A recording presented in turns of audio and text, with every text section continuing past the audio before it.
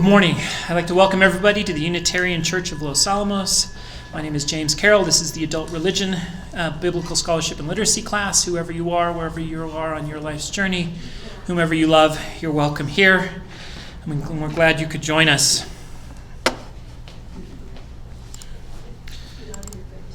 So, I want to remind everybody of the class syllabus, the webpage. The URL is sites.google.com, which is a free service, which is why I use it, /view, and then just Biblical Scholarship and Literacy. I apologize for the URL, but that's what you get when you use a free service. And it's got, once you get there, it's got a link to the syllabus, it's got links to videos, recent lectures, and if I'm on the ball, it tells you when the next lecture is going to be and some of that other stuff that's useful. So, I want to give an outline for what we're going to do today. We're going to review Jacob and Esau. That's what we did 2 months ago. We'll talk a little bit about the wrestling. Now, we did that last time, but this time I want to we hit it right at the end, and I need a little bit more time just to explain kind of the meaning of Jacob's wrestle with an angel and tie that into initiation rituals from the ancient Near East and some other. We'll give you some background that makes that whole story make a little more sense. We'll sell Joseph into Egypt. Judah will sleep with somebody he thinks is a harlot. That'll be a fun story. And we'll talk about Joseph and Potiphar's wife, and then we'll leave Joseph in prison, and we'll pick back up next month and tell the rest of the Joseph story. So, to review quickly, we have Jacob and Esau, and they wrestle in their mother's womb. Remember, these are brothers who wrestle in their mother's womb. Jacob leaves because his brother tries to kill him after he steals his brother's birthright. And he sees a ladder going up to heaven on his way out, a vision of angels descending and ascending, and he has this great vision of God at the top of this ladder. He meets Laban and is married to 2 women, has lots of kids, makes lots of money, becomes rich, and decides to leave and go home. And on the way back, he wrestles with an angel, and then he meets Esau. They embrace and are reunited, and there's a connection between the wrestle with the angel and the embrace. So there's a pattern to this story. He starts out in the promised land where he wrestles with Esau. He leaves, has a theophany, a vision of God, and then has his life where he meets his wife and gets married and things. Then he comes back, has another theophany where he wrestles with this angel, and then he meets Esau, and this time instead of being adversaries, they reconcile. So if we tell that story, you remember some important points to kind of bring out because they're going to come up again. You remember he deceived his father into thinking he was Esau, his brother, and he did that with a coat, a garment of a goat skin garment. Goat garment is going to come up again. And he used that to convince his father, who was blind at the time, that he was his brother. And then he got his brother's blessing. That's why his brother wants to kill him. He flees. When he flees, he has this vision of the ladder ascending up to heaven with the angels on it. And he learns that God will be with him. And then he meets his father-in-law, who has 2 daughters. He wants to marry the younger of the 2 because he's in love with her. And instead, the father tricks him, and he marries the older daughter. And he goes in and he sleeps with her, and he wakes up in the morning, and behold, it was the wrong sister. I don't know how that works exactly, but you can imagine the scene, right? He has sex with the woman, and then he wakes up, and it's the wrong daughter. And he comes to the father, and he says, "Why did you trick me?" Well, you can see actually the irony here. He just tricked his father into getting the blessing, who was blind, and he was blind in the dark, and he ended up married to the wrong sister. And so he says, "Why did you trick me?" And he says, "Well, because we don't marry the younger before the older. We always marry the older first." And you see the trick because it's even tied to the age of the 2 people. And he says, "Okay, well, can I work for your other daughter for another 7 years?" So really this is a trick by his father-in-law Laban to get him to work for him for an extra 7 years. And so now he works for 14 years for the 2 sisters, and then he works extra even for some more cattle, and then he comes home rich. And then on the way out, his wife, Rachel, steals her father's idols, who are presumably wealthy in gold, and they're made out of gems and gold and precious things. And so her father comes looking for them, and she says, "Don't make me get up. It's my time of the month, and I'm unclean, and it would make you unclean to touch me. And besides, I'm not feeling well. I have the cramps, and I'm laying in bed. Please don't make me get up." Her father searches everywhere and doesn't find the idols because they're under her, and she deceives her father. So what we get in this story is that what goes around comes around. Each of them tricks somebody and then is in turn tricked in return, and you get this sort of payback that happens. And this story will repeat as we keep going. So then he reaches this river where he wrestles with an angel or some sort of a heavenly being. You go ahead, ask. Wasn't this also where Jacob is given all the dappled and spotted animals? Yeah. And he figures out a way to make them do that way? Yeah, so according to the story, he's given cattle of a certain color. His father says, you can have all the spotted ones. And then when that happens, all the cattle produce spotted children. And then he says, okay, well, you'll have the non-spotted ones. And then all the cattle produce non-spotted ones. And there's this whole fertility thing that Jacob does to get the cattle to be fertile or not fertile, depending on what he's going to get. That is kind of this folk magic thing that he does, and it works, and he gets all the spotted and non-spotted. So you get the impression that God is with him, and he prospers. And whatever they choose, again, this is another form of trickery. What goes around comes around. His father-in-law has tricked him to working these extra years for him, and so God blesses him with all these extra cattle in return. So then we get to Genesis 32. I'm going to start in verse 24. Now, we read this last time, and we just want to remind ourselves of what happens. Jacob was left alone, and there wrestled a man with him until the breaking of the day. And when he saw that he prevailed not against him, he touched the hollow of his thigh, and the hollow of Jacob's thigh was out of joint, and he wrestled with him. And he said, let me go, for the day breaketh. And he said, I will not let you go, except you bless me. I'm just going to read it quickly, and then we'll talk about it. And he said unto him, what is thy name? And he said, Jacob. And he said, thy name shall be called no more Jacob, but Israel, for as a prince hast thou power with God, and with man it hast prevailed. And Jacob asked him and said, tell me, I pray thee, thy name. And he said, wherefore is it that thou dost ask after my name? And he blessed him there. And Jacob called the name of the place Peniel, for I have seen God face to face, and my life is preserved. And he passed over Peniel, and the sun rose upon him, and he limped upon his thigh. By the way, I'm reading from the King James, not because that's my favorite translation, but because that's where I'm used to teaching from, and I have all my teacher's notes in the King James. And if I have time, I'll move all those notes to the NRSV, which is what I recommend you read if you're studying on your own. I was sick yesterday, did not feel well at all, and so you apologize you're getting King James today. That's just the way it works. Okay, so what in the world just happened, other than my digression on translation? Who is he wrestling with? Is it an angel? Hosea says it is, but if it's an angel, how in the world is Jacob, a man, succeeding in wrestling with an angel? An angel should have won. Is it a man, a human man? If it's a man, is it a friend? If it's a friend, why is he wrestling? If it's an enemy, why does he want a blessing from him? Is it God himself? He says, I've seen God face to face. Or after the wrestle, does he then see God? Or is it God that he wrestled with? And if it's God he wrestled with, how in the world did he win? Well, that depends. What is the nature of the wrestle? Is this really a physical wrestle, or is he praying? If he's praying and wrestling with God in mighty prayer, which is how later Protestants would interpret the text, then again you have to wonder, why did he end up limping afterwards if it wasn't a physical wrestle? So what in the world just happened? This is one of the most bizarre stories in the text. So we went through this last time a little bit, but I want to go through some background that might help. First of all, he's passing a river, the river of Jabbok, when this happens, and rivers are transitory spaces. They're borders, boundaries. He's crossing a boundary from one place to another. People in the ancient world believed in guardian spirits. And so it's almost certain that the original meaning of the story was that Jacob wrestled with a spiritual being, a guardian spirit. And he succeeded in wrestling probably because he was mighty. This is a story like the story of Gilgamesh, a mighty hero. Jacob is superhuman in the sense that he's this patriarch with this mighty strength.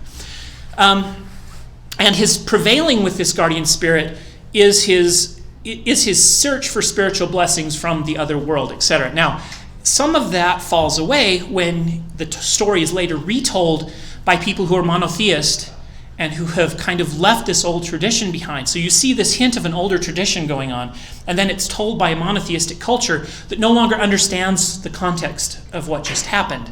But the story is also woven into the concept of initiation and initiation rituals.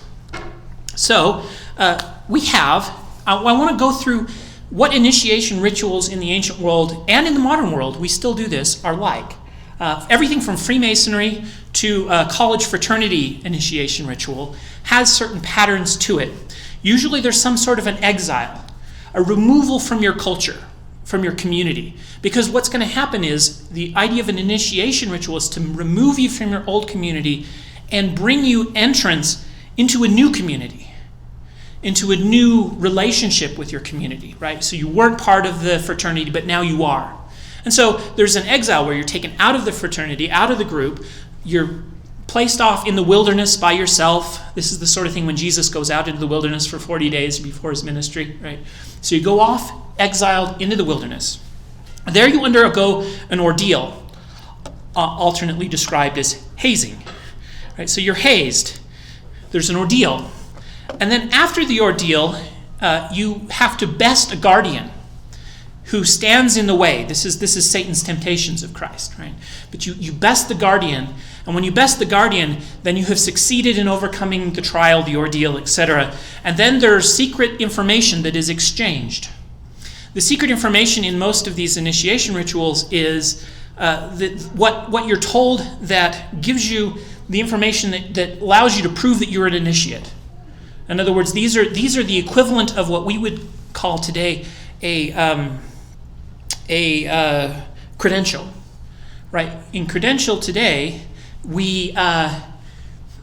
systems today, we have pieces of paper, a degree that's signed, and you have a transcript of your diploma and a transcript of your college courses and your grades. And if someone questions whether you really have a PhD or a master's degree or whatever, they can call the university and check. But in the ancient world, none of that existed. You couldn't call a university to check. So if somebody came over and said, I'm a graduate of this ancient university, whatever, or a member of this fraternity or this guild, there's no way to prove that. And so what they did is they had secrets. And the purpose of the secret was, it lends sort of mystery to the initiation, but it also is proof that you're an initiate. And you can be tested by other initiates who can ask you questions to see if you've really been initiated or not. And if you can answer those questions correctly, then you are indeed an initiate. And then you're accepted into the fraternity or the guild or the etc. So there's these secret names, secret hand gestures often, and often secret descriptions of the working tools of the trade. Like a stonemason might have a secret meaning behind the trowel that they use to place the mortar on the bricks, etc. And so those are the secrets of the initiation that are conveyed to you through the initiation. You are then usually sometimes given a new name. That represents your own rebirth. So in Christianity, remember, you're born again. And in born again, you enter into the water. You come up out of the water and you're given the new name of a Christian. You take upon yourself the name of Christ. So you're given a new name. And then there's some sort of reconciliation or reintegration back into the community that you were taken out of. And then you're given some sort of a mark to remember the fact that this has happened and from now on things are different. So if we apply these things to the wrestle, Jacob is being initiated, and this ritual or this event has ritual meaning because it's sort of the initiation of Jacob into the guild of the gods. And so when he comes back, now he's a new person and he's ready to be reconciled, this time with Esau. So why do you notice the phrase, why did you ask after my name? A couple things could have happened there. The mysterious garden spirit, Jacob asks who he is, what his name is, and he won't tell him. Why not? Well, either because it's a secret, and he did tell him, but he just doesn't tell us what it is, right? What is your name? Presumably the angel answers, and then Jacob knows the secret initiation, and then he can move on. See, in Egyptian versions, we have all these secret names of the gods who are guardians of various doors that you have to pass through to enter the afterlife. And again, the river represents this door, this barrier, and you have to know the name of the angel to pass. And so presumably the angel could have told him his name, it's just not recorded in the text because it's secret, or Jacob doesn't know. The secrecy of the angel's name, and he won't even tell Jacob, is part of the mystery of the event. So again, there's a couple ways to interpret it, but both of them would have origins in this sort of initiation ritual background. And then Jacob is given the new name of Israel, a prince that prevails with God in this event. So Jacob becomes Israel and then is reconciled and reintegrated back into his home, the promised land that becomes his in this moment because he has passed this initiation, this ritual, and now he's ready to inherit the promised land and his father's kingdom, etc., and he becomes heir to the land. He limps, that's the mark, right? He will constantly remember this event for the rest of his life because he's got a lasting limp from his excessive wrestle. And the wrestle, again, has this concept of the ordeal. Now, the other point that happens right after he comes back and wrestles with the angel, he meets Esau, and he says in verse 10 of chapter 33, I have seen thy face as though I had seen the face of God, and thou wast pleased with me. And he embraces Esau, and they weep. And so the wrestle is something you do with your arms that you grab and you fight, and embrace is something you do with your arms and you grab and you bring in and you embrace. So the reconciliation and the wrestle have the same form. This wrestle, in fact, in Hebrew, the two words are very similar and they sound alike. And there's an intentional pun happening in the text between the wrestle he starts with and the embrace he ends with, which is the reconciliation. So that was the material we didn't get to cover last time. We went through this wrestle, but we didn't get to really tell you what its background was. And I think we can see where it comes from. There's this older tradition of these guardian spirits that Jacob fights with, and then there's a later retelling of it through a monotheistic tradition that doesn't understand the context, but in both cases it's put into this new context of an initiation to show Jacob's transition from his old life to his new life where he lives in the promised land, etc. Okay, so, yeah, go ahead. Where's all this happening geographically? So, Haran is to the north, and so Jacob starts out in Israel. He travels to Haran, which is to the northwest of Israel, and then he comes back and passes the river Jabbok as he re-enters the land of Israel from the east to the west. So he's traveling westward across a river ford next to, it's not in the exact place, but it's near the river Jordan when he crosses Jabbok and enters. So it's over in Jordan area. So this is his family that he has with Laban's children. He has Leah is the person he marries first. Rachel is the woman he wanted to marry. They have two handmaids that they're each given. They each give one of their handmaids to him to increase their productivity, the number of children they have, because they're competing in the number of children they have. And Rachel is barren because she is his favorite. And the fact that Rachel is his favorite and he loves Rachel more than Leah is a very important point in the story that bears on our story of Joseph. So when we begin telling the story of Joseph, we start out with this idea that Joseph is the son of Rachel. Rachel is the woman he thought he was marrying, and you remember then he woke up, and it was Leah, not Rachel. And so Jacob will, or Israel, his new name, will love Joseph more than his other children. And this will create jealousy. And then Rachel will have another child in her old age named Benjamin, which means the son of my right hand. Ben, son, Jamin, right hand. And then she will die in childbirth. And so Jacob feels specially about Joseph and Benjamin. Both of those things will come up at a later date and be important in how the story unfolds. But Benjamin is very young when the story begins. When the story begins, Joseph is 17 years old. And as a 17-year-old, he brings a bad report of his brothers to his father. So he's like, your brothers are supposed to be off watching the sheep and they're off partying. You can imagine the sort of thing. And he's tattling on his brothers. And this makes him unpopular with his brothers. He's also unpopular with his brothers because his father favors him. Now, favoritism is again a theme. You remember in Jacob's own life, you'd think he would have learned his lesson. In his own life, he was favored by his mother, but his father favored Esau.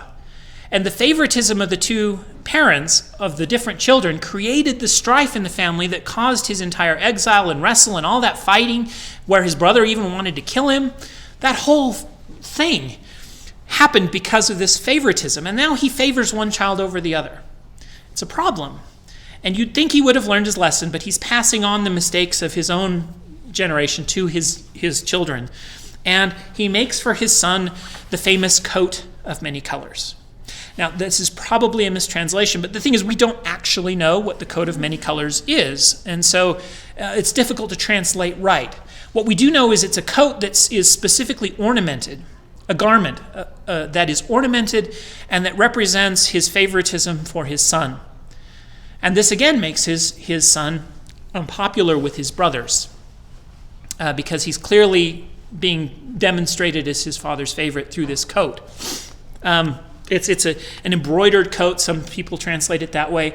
An ornamented coat. Some people translate it that way. An ornamented cloak. But I think coat is the word I would stick with. And the reason is because there is, I believe, a connection to the coat given to Adam and Eve in the Garden of Eden, the coat of skins that God gives to Adam and Eve. And then later the coat of the high priest. So the high priest has a garment called a coat that is embroidered with checkered patterns. And so there's possibly this connection between what Jacob is doing, or what Joseph is being given by his father, and the sort of priestly coats and things that ritually that float around in the text. One other thing makes him unpopular with his dad, and with his brothers. Sorry, he's popular with his dad. One other thing makes him very unpopular with his brothers. He has a dream. In fact, he has two dreams. In one, he sees sheaves of wheat that bow down to him. Wheat will become important in a minute because we'll have a famine in it at some point. But the sheaves of wheat represent his brothers who bow to him. Later he sees 12 stars, or 11 stars, his 11 brothers, and the sun and the moon that bow to him.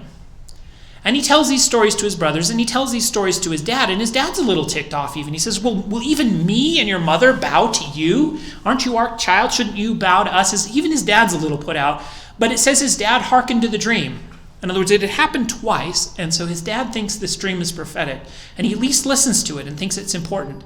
But his brothers call him the dreamer, and again, they're put out by what they see as a prophecy he thinks he's making that says that he will rule over his brothers. Now, what's important about this, if we go all the way back to here and look at the brothers, Reuben is the firstborn, but Reuben slept with his father's concubine. The Bible, if it was ever made into a movie, would be rated X. Reuben slept with his father's concubine, and he's in the doghouse. His dad is not happy with him, as you can imagine. Not his mother, but one of the concubines. Simeon Levi went out and took one of Jacob's daughters was raped by some people in a city. So Simeon and Levi tell them that to marry their daughter, they all need to be circumcised. They circumcise themselves, and then Simeon and Levi kill them all. And out of revenge for their sister's rape.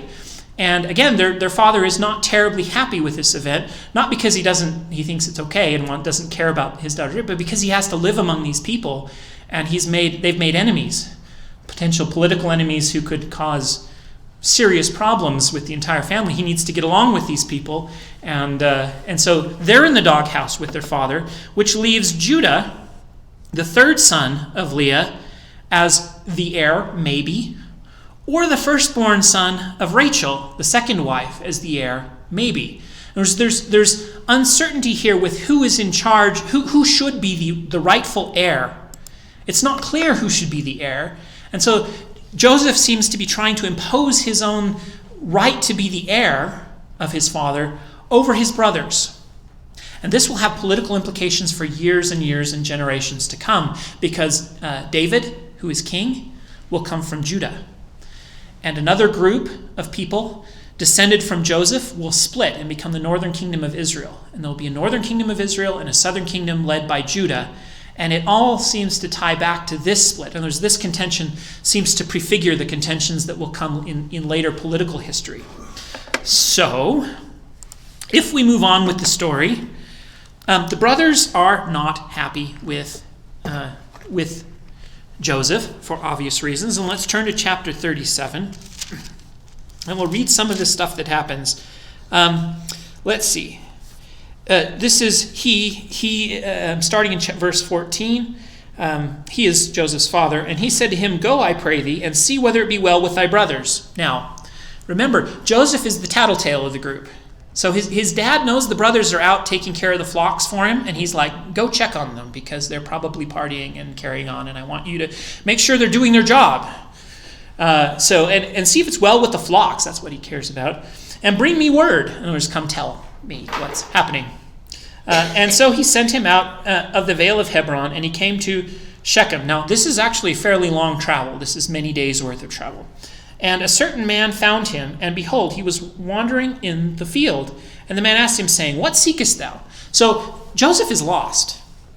I don't think he's lost because he doesn't know where to go. He's lost because he's gotten where he's supposed to go, and his brothers are nowhere to be found.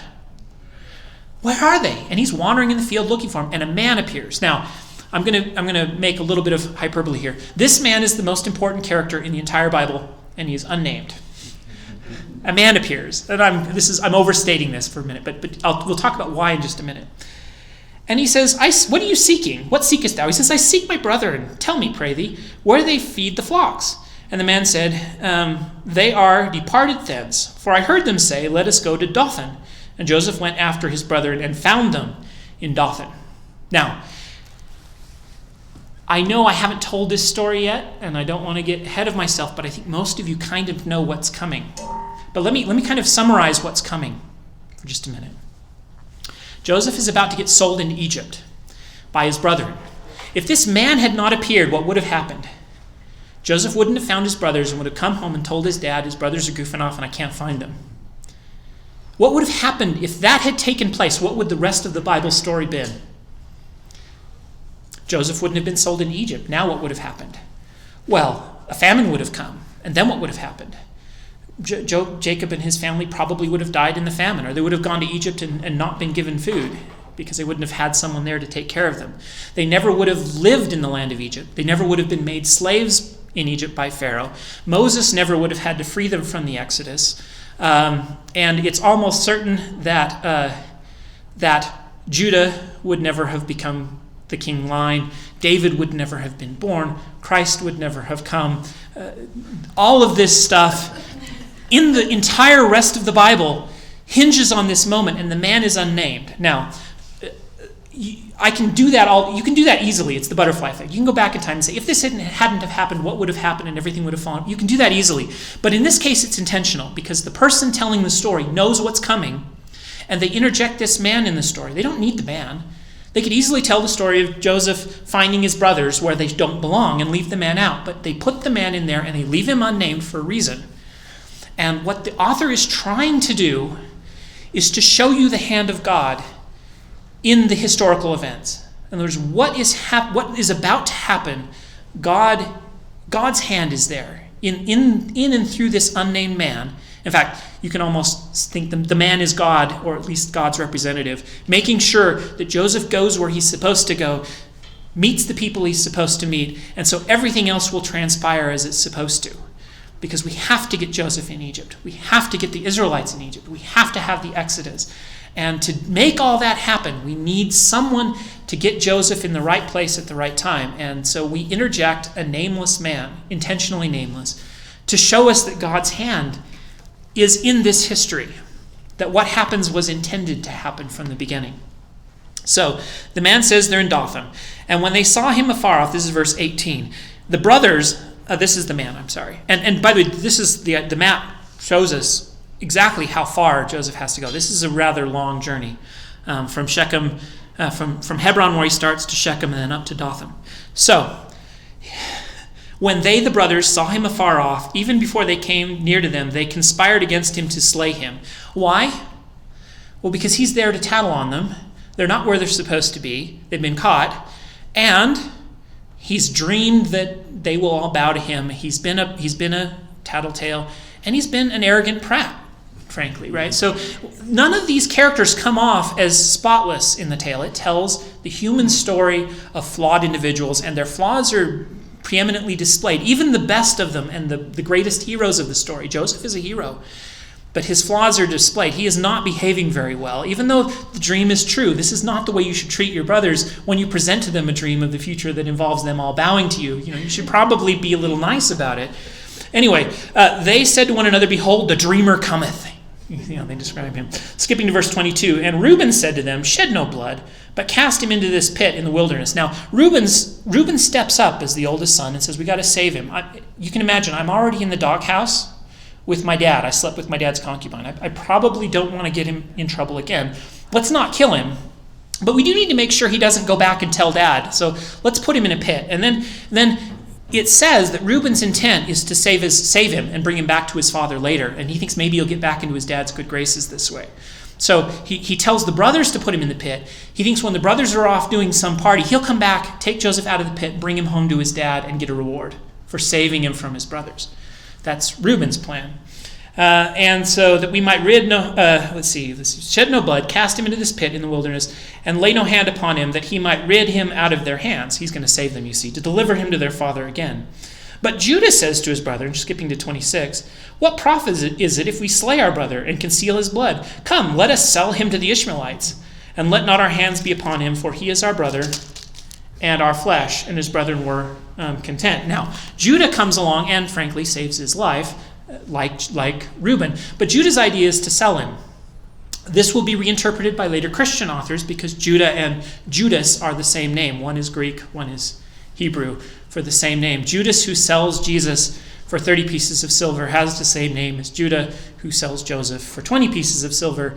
In both cases, those are the price of a slave of that age, according to the Exodus and the laws of Deuteronomy, Exodus, and Numbers that describe how much you should sell a slave for of that different ages. So there's a connection that later Christian authors will make in this story to Jesus.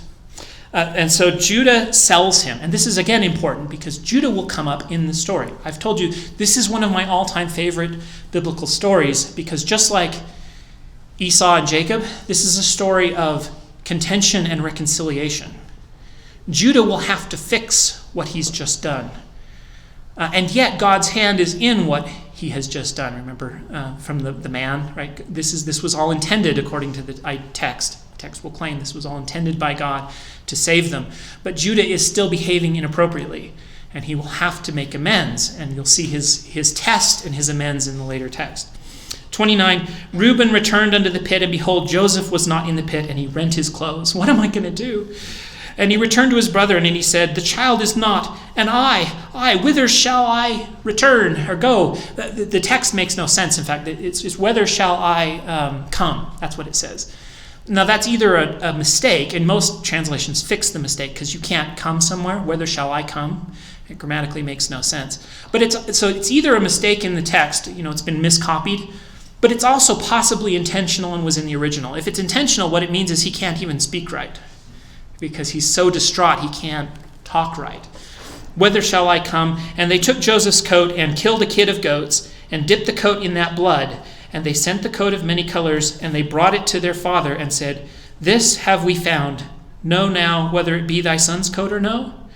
And he knew it, and he said, it is my son's coat. An evil beast hath devoured him, and Joseph is without doubt rent in pieces. What just happened? It's a deception. A deception wrought by a coat, a garment, and the death of a kid, a goat. You remember, these are the same tools that he had used to deceive his father when he stole Esau's birthright. And so again, we have one of the last in the series of what goes around comes around. And he says, and he knew it, and he said, it is my son's coat. And Jacob rent his clothes and put sackcloth upon his loins and mourned for his son many days. And all his sons and all his daughters rose up to comfort him. But he refused to be comforted. And he said, for I will go down to my grave unto my son mourning. I'm going to mourn until the day I die. And thus his father wept for him. I think, again, I can imagine the description of his sorrow in the text is very moving. I will go down to my grave mourning for my son. And I can imagine the brothers watching their dad. And the favoritism their dad had showed their brother was annoying. But now the sadness of their father they want their fathers to approve of them. And they've done this thing, and they see their father's sadness. And I can imagine some amount of remorse, maybe starting here. We don't know where it starts, but we know by the end of the story they are remorseful, and that's important. And I think this is maybe the moment where the remorse begins. And then we get Joseph. The last verse says, and the Midianites sold him into Egypt to Potiphar, an officer of Pharaoh and captain of the guard. And I'm skipping the confusion about who sold him what, because there's several different accounts here that tell who sold Joseph, and they all disagree and they contradict each other.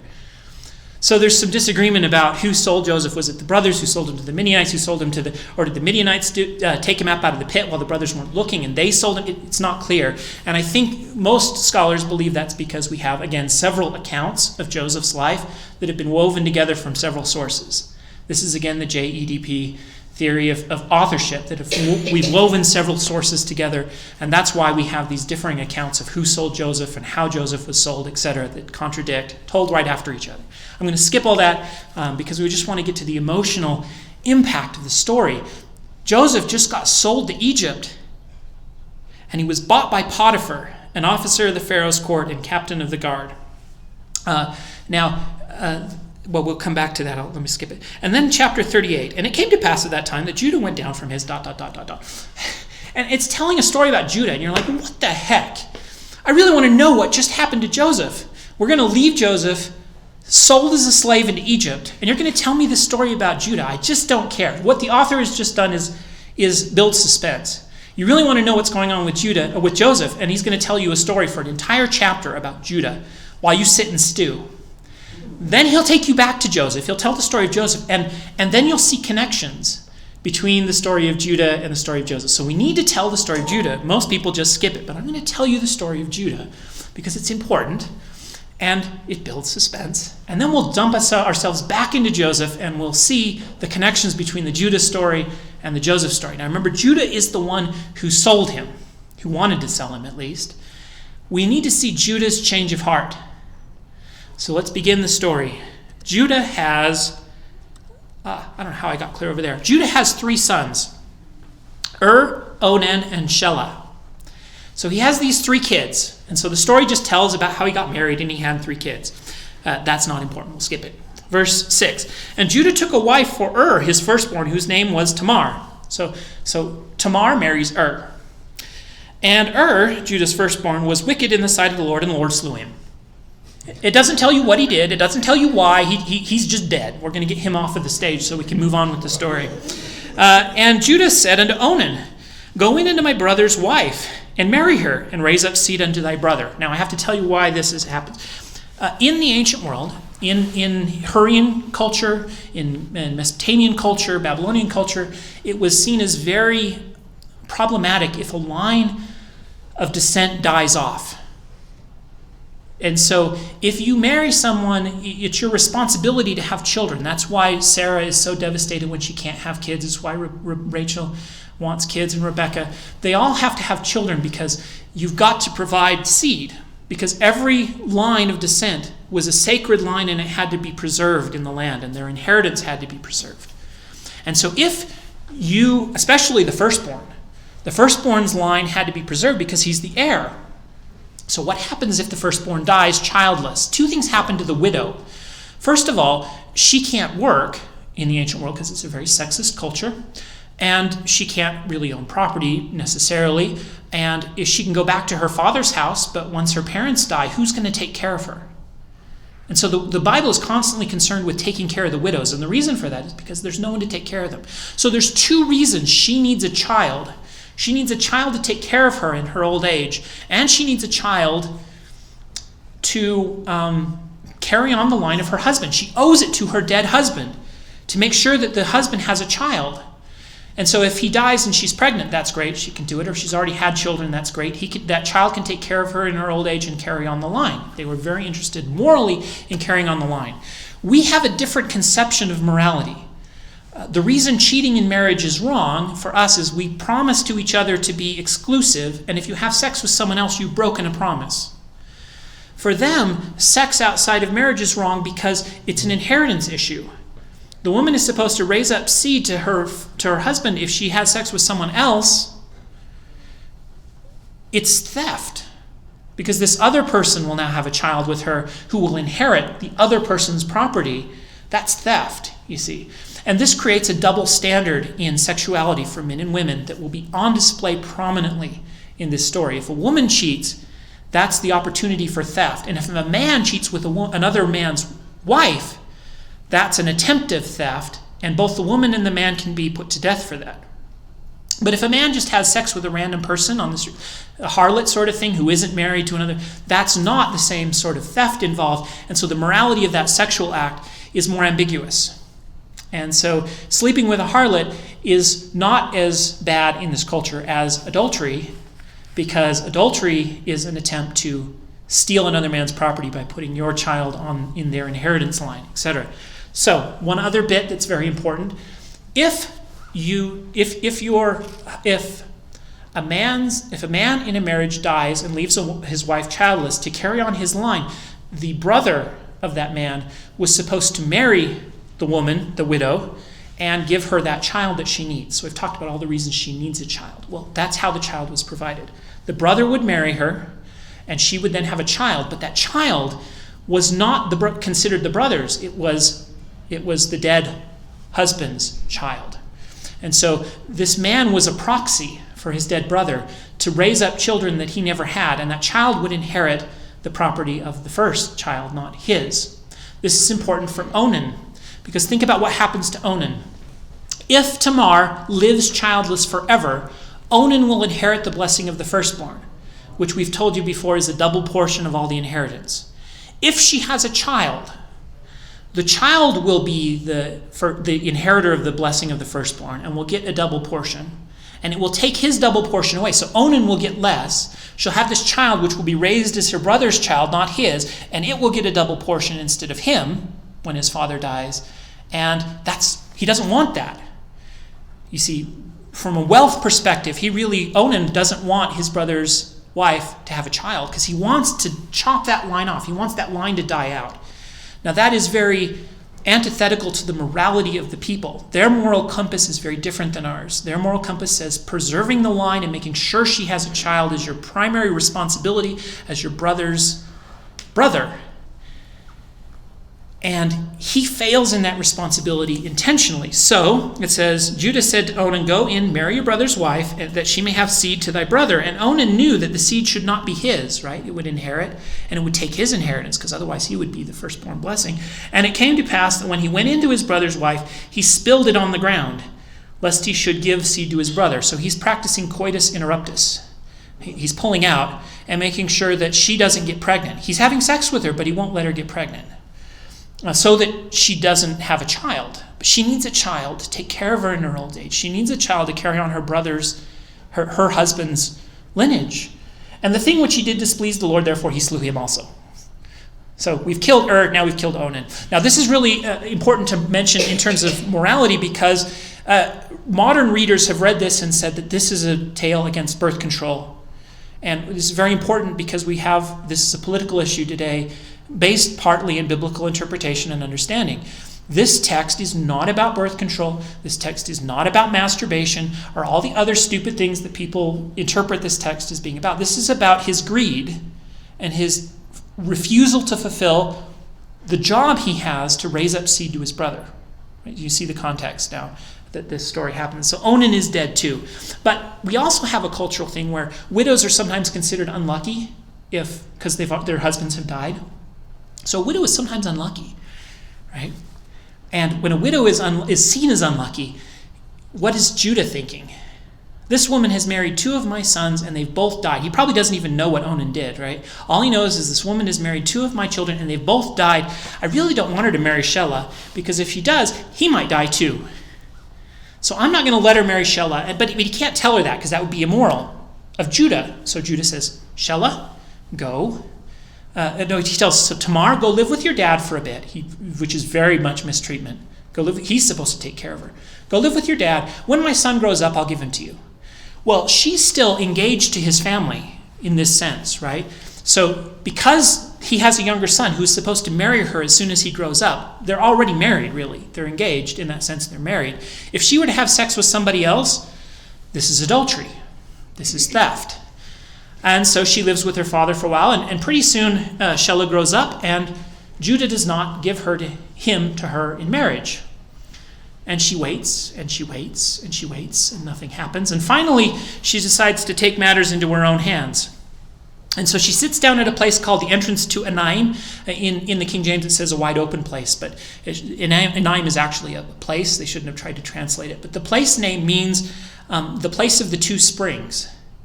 And Enai is an eye or a spring, and Enaim is plural. So the place of the two springs is where she sits down, but it's a pun. It's also the place of the two eyes, or the opening of the two eyes. And there she puts on a veil, probably something like this, and she sits by this place by the side of the road, knowing that Judah is about to come by to take care of his sheep. And Judah comes by and he sees her, And according to the story, Judah's wife dies. So Judah is now a widower. And again, the sexual mores for a widower are very different than the sexual mores for her. He can have sex with anyone he wants, as long as she's not married to someone else, because he's not thieving. If he has sex with a prostitute, that's okay. Not okay, but it's not the same level of sin as if she were to cheat, because that could create a pregnancy that would then steal from the property. So women were seen as property because they were the bearers of the next generation. So she sits down, looks like a prostitute. Judah comes by and says, "Oh, I would like to sleep with this woman. My wife is dead. I don't have any sexual outlet, so I'm sleeping with harlots as I meet them on the side of the road." He meets a harlot, and he says, "Come have sex with me." And she says, "Okay, what will you pay me?" And we have the last reference to this theme, a kid, a goat. This is the same thing that Judah used to sell, or to trick his father into thinking his brother was dead, was a goat. She says, "Give me a goat in exchange." And here he doesn't know who she is. He thinks she's a random harlot by the side of the street with a veil over her face. Again, that reminds you of Leah and Rachel, right? She's got a veil. He can't tell who he's with. So he says, "Okay," and he says, "But I don't have a goat with me. What should I do?" And she says, "Give me your seal and cord and staff." So what is a seal, cord, and staff? These are seals from the ancient world. They're these stamps, and I've got a couple of them here. These are modern ones that you can use to kind of stamp letters. But in the ancient ones, you can see the holes in them. They were often placed on a cord around your neck. These were your proof of your signature. We sign a document. They would stamp a document, often in clay, and that would be proof of ownership. They would mark the document, say, "This is an official document. I seal it, mark it with my own seal, and other people can't fake that." And they would stamp these clay documents with these seals. So she wants his staff, his seal, and his cord. In other words, he's just given her his credit card. And he says, "Okay." I mean, this is really, really poor judgment. And he says, "Okay." Oh, by the way, I'll pass these out if you want. These are the seals, and then these are some examples of stamps they make out of wax. Again, in the ancient world, they would have been done on clay. But you can pass these around if you want and take a look at how they work. He gives it to her, right? And then they do the thing, and then he leaves. And then he says, "Go back." He tells his servant, "Go back, find this woman, and pay her what I offered, and recover my stamp, seal, and staff." And the servant goes and says, and asks the people of the city, "Where's the prostitute that hangs out by the street corner?" And they're like, "There isn't one. There's never been one that lives there." And he's like, "Shoot." And he goes back to Judah, and Judah says, "We're in trouble. Don't tell anyone. We'll just keep this to ourselves," right? Because he does, it may be a different moral thing for him to have sex than a woman in the culture of the day, outside of whether, but it's not something he's proud of, and it's certainly not something he's proud of that his seal and cord have been taken, his credit card. She could also start buying and selling in his name and all sorts of stuff, right? So he's in trouble, and he knows it, and he says, "Keep these quiet." And then I'm going to skip to verse 24. "It came to pass about 3 months after." What happens in about 3 months? You start to show, right? So about 3 months after, it was told Judah, saying, "Tamar, thy daughter-in-law, hath played the harlot." Yes, she has. And also, behold, she is with child by whoredom. And Judah said, "Bring her forth, that she may be burned." I love the double standard, right? And it's intentionally being brought out and pointed out. Here's Judah, who is the one who did this thing, and he wants to burn her. But he doesn't want to burn himself, but he's been busy sleeping with harlots, but he wants to burn Tamar for being a harlot because she was supposed to be married to his son. But he never gave her to his son in the first place and never intended to. You see, there's all sorts of hypocrisy going on here.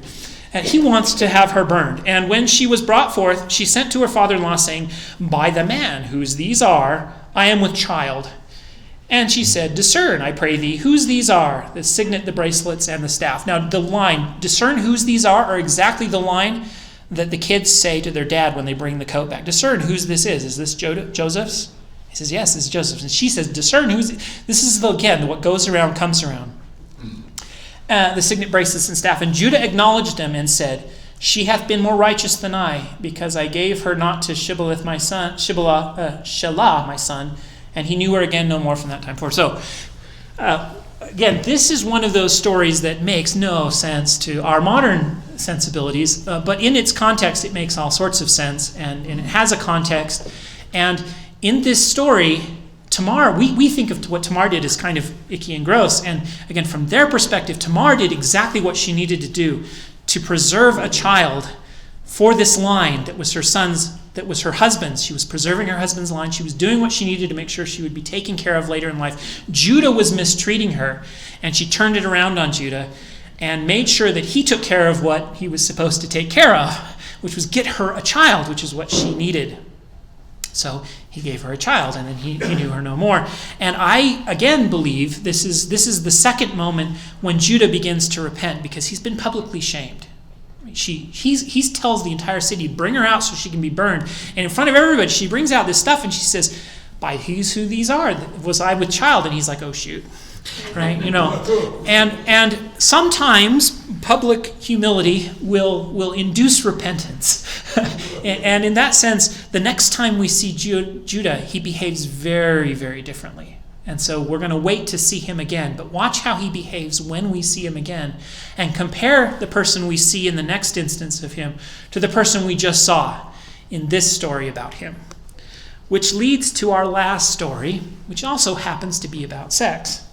So, in chapter 39, we jump back to Joseph. And Joseph went down into Egypt, and Potiphar, the officer of Pharaoh, captain of the guard, bought him. Now, this phrase, the captain of the guard, etc., that phrase in Hebrew usually means eunuch, the officer that Potiphar is. So, Potiphar maybe is a eunuch. Now, the problem we have is we're translating ancient words and we don't know all the ways that word can be used. Maybe it just means a courtier, but maybe it always means a eunuch. We know sometimes, most times it means a eunuch, and by extension a courtier, because eunuchs were often courtiers in Pharaoh's court. But here we have an officer in Pharaoh's court, possibly a eunuch, who happens to have a wife, Potiphar and Potiphar's wife, who will go unnamed in the story. We don't even want to mention her name. Potiphar's wife. Now, how can a eunuch have a wife? Well, we have examples of this in the ancient world. Eunuchs often had wives. They couldn't have children, but they would often adopt, etc. And so because they were a eunuch, they were trusted to be involved in the harem. He's the captain of the Pharaoh's guard, possibly the guard of the harem, in which case he would be a eunuch, because then you can trust him around the women, and then you reward him with a wife, but they can't do the thing, right? And so you can imagine the frustration of a woman in that situation given to a eunuch of high status. You can imagine wanting that marriage because it gives you high status, wealth. She lives in luxury because of her marriage, but she is sexually frustrated, you can imagine. Now that's conjecture because we don't know for sure whether that term means eunuch, but we think it does. And if it does, it lends context to the rest of the story. And so this guy buys Joseph, and Joseph is so successful that everything he touches prospers. And this man notices that Joseph is very successful. Everything he touches prospers. And so he puts Joseph in charge of everything in the house, except the food he eats and his wife. It's like, you're in charge of everything. And he trusts him not to steal, not to run away. He trusts him with all of his material, all of his wealth, because Joseph has proved himself trustworthy, and everything he touches prospers. That's a theme we've seen before in the patriarch story. And then it says, it came to pass in verse 7, after these things, the master's wife cast her eyes upon Joseph, and he was good looking, so she said, lie with me. And he refused and said unto his master's wife, which is the only name we get for her, his master's wife. Her name has been forgotten because of the thing she did. Behold, my master wanteth not what is with me in the house, and he hath committed all that he hath to my hand, and there is none greater in this house than I. Neither hath he kept anything back from me but thee, because thou art his wife. How then can I do this great wickedness and sin against God? Now, remember I talked about the double standard? It's not just a double standard for men and women. The way they thought of marriage made things inherently worse for women. But it matters for men too, because having sex with someone else's wife, again, is this theft.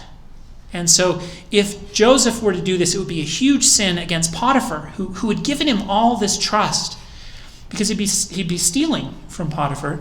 Now, if Potiphar's a eunuch, that complicates things, but in a normal situation, right? If you sleep with someone else's wife, you're stealing by putting your seed in their inheritance line. And he says, I can't do that. But he doesn't say sin against Potiphar, he says sin against God. This demonstrates the Israelite ethic of God's hand is involved in the events, and when we sin, we don't just sin against other people, we sin against God. And it came to pass, as she spoke to Joseph day by day, that he hearkened not to her to lie by her or to be with her. And it came to pass about this time that Joseph went into the house to do his business, and there were none of the men in the house with him. And as he went in to do his work, and he was alone. She got him alone. And she caught him by his garment, and saying, lie with me. And he left the garment in her hand and fled and got away.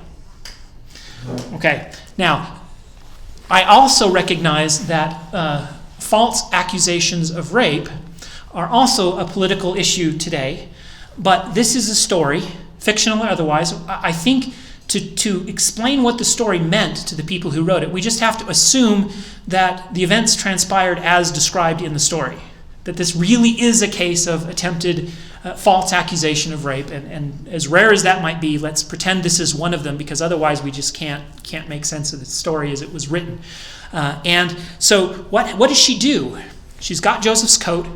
He's run away without it. And here we have, again, do you notice the coat? Here it is again. This is a coat that is going to be used to produce a deception. And Joseph is gone, and she says, well, there's probably been a ruckus. People have heard the fight as he ran away and left her coat with her, and all the servants come in, and they said, what happened? And here she's got his coat. And so she says, well, Joseph tried to rape me, and I screamed really loud, and you all came in, and he got away. She says, he got away. So if we're taking the story at face value, she just implicated herself. She doesn't say he ran away but he got away. He got away. You see that implies kind of her as the aggressor. So this is apparently a very famous a trope in the ancient world. Whether or not we would like it as a trope, it's a common story. We have 2 examples of it from the ancient world, and the fact that we have 2 and only a tenth of what was written is preserved, much less than that, 1.1% or something has been preserved of all this stuff. And so the fact that we have 2 examples of this story motif means it was very common.